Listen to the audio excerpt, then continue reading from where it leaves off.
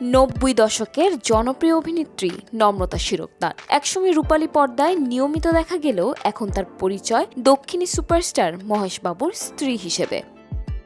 অভিনয় থেকে সরে আসলেও ব্যক্তি জীবন, ব্যবসায়িক সাফল্য এবং তারকাখ্যাত স্বামীর সুবাদে তিনি আজও রয়েছেন আলোচনার কেন্দ্রবিন্দুতে।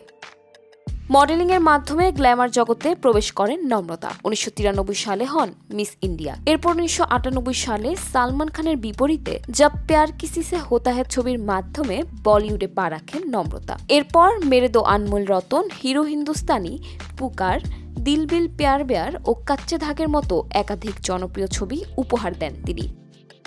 এছাড়াও ইংরেজি শব্দ ব্রাইড অ্যান্ড প্রেজুডিসে অভিনয় করেন তিনি। শেষবার তাকে দেখা যায় 2022 সালের তেলুগু ছবি মেজরে।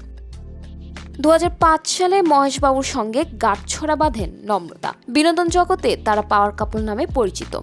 তবে অভিনয় থেকে সরে যাওয়ার পর নম্রতা পুরোপুরি মন দেন ব্যবসায়। বহুতল নির্মাণ, হোটেল ও রেস্তোরাঁ ব্যবসায় নম্রতা ও মহেশ বাবু দুজনেই সক্রিয়ভাবে যুক্ত। জানা যায়, অভিনয় থেকে উপার্জিত অর্থ এবং ব্যবসার লভ্যাংশ মিলিয়ে শুধু নম্রতা শিরোক্তারের সম্পত্তির পরিমাণ প্রায় 50 কোটি টাকা। অন্যদিকে মহেশ বাবুর রয়েছে প্রায় 350 কোটি টাকার সম্পত্তি। সব মিলিয়ে তারকা দম্পতির মোট সম্পত্তির পরিমাণ প্রায় 400 কোটি টাকা।